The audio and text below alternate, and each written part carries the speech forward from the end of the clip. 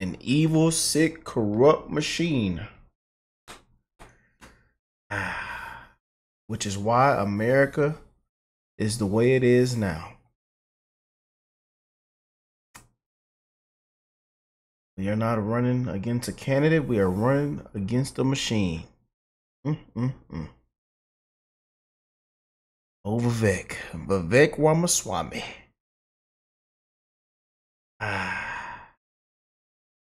Was in our top 3 for VP. How do y'all like Vivek, man? Comment down below.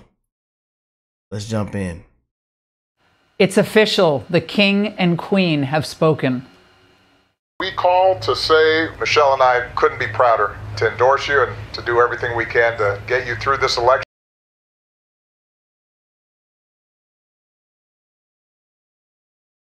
Divided. Hatred. All I got to hear is the last 72 hours is black. Woman. Black. Woman. Then they say she's not even black. But we got to pull the race card. The gender card. Just distractions, y'all. But I'll tell you one thing, man. Through all these distractions, we cannot lose focus. We cannot lose focus.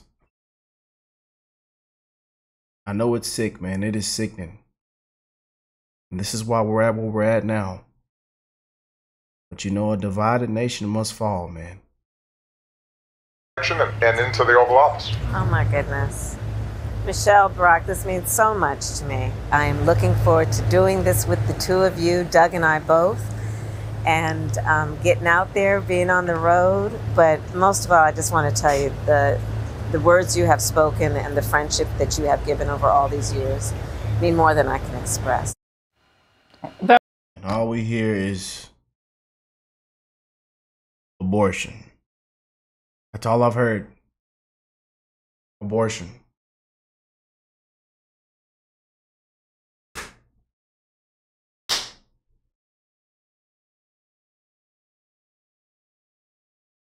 Different face, same policies that put America last.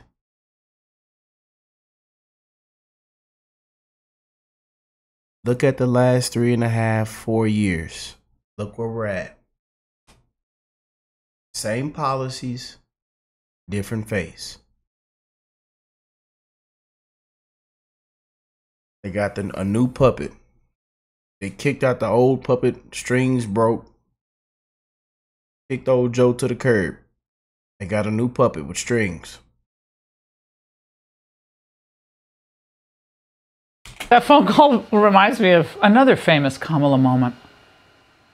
We did it. We did it, Joe. You're going to be the next president of the United States. Somehow she always got that camera crew on standby. It's interesting how that happens. But here's the hard truth. If they try to turn Kamala into Obama 2.0, they're going to be sorely disappointed because she doesn't have the political skill or the charm. Joining me now, Vivek Ramaswamy, former Republican presidential candidate. Vivek, the Obamas did the phone call, the obligatory phone call. The acting seemed convincing to me, but it is the razzle dazzle. Will it help? Look, I don't think it's going to help. But Laura, here's the real reality for our side. Kamala Harris is not our risk. Keep in mind, forgetting about Republican voters, Democratic voters wanted her to come nowhere near the White House. She got 0 delegates. She didn't even make it to the Iowa caucus. I ran for as a 37-year-old first-timer to politics. I've gotten more delegates for U.S. president than Kamala Harris had. Nonetheless, she is actually creating a risk for us in a different way. And that is that we get distracted by the shenanigans of the Democrats and forget to deliver our own message of who we are and what we actually stand for. That's what I think is the big risk of Kamala, not that she's compelling, but that this entire drama and poorly acted version of it at times is itself a distraction for us. And that is something I have a concern about. Well, I think that, again, the razzle-dazzle is to get everyone to look at this, distraction, the shiny object analogy. And meanwhile, we have a caravan, another one, thousands of people in it, making its way to the southern border. And she's trying to run away from being border czar. So that's the truth, and that's what the Republicans have to keep focusing on. That's what JD, that's what President Trump, all that all the time. I would even almost ignore Kamala Harris and focus on what they've done to the country and how they're going to save the country. To me, that's the powerful narrative here. You nailed it, because we are not really running against a candidate anyway. We are running against a machine. We want to get in there and dismantle that machine and do it for the betterment of the American people. Talk about our vision for the future. I don't think it's going to be particularly successful, Laura, to go after these micro-political attacks of Kamala, that she was protecting Joe Biden before she had staged a coup on him, or the fact that she was too tough as a prosecutor. That lends implicit credibility to her otherwise ridiculous claim that she's a law and order candidate. These things aren't helping us. We have to offer our own vision for the future of why America First is the way, not just for Republicans, but for the country. Donald Trump's done an outstanding job of that in the last several months. I want to see that continue rather than fall into a trap that I think has been laid for us, which is the media's artificial AstroTurf enthusiasm around Kamala. It's not going to work because they tried to do it even when she ran as a Democrat in their primary in 2020. The only way it works is if it ultimately throws Republicans off their tilt to focus on micro attacks against Kamala instead of offering our own vision for the future of the United States. And how would you, how would you, Republicans to do? How would you advise President Trump, if you were advising him, on how to debate her? He's going to have to debate her. I don't think he's going to not debate her. So how do you think he should do that? We only got like 20 seconds. Sorry about that. Well, the reality is, she's made identity politics a core part of her political identity. That makes it very difficult to attack her personally. She is irrelevant. Right. She is part of a broader machine. Offer how you're going to fix the border, grow the economy. That's how you get the job done. Exactly. Vivek, you're the best. Hey, Sean. Man.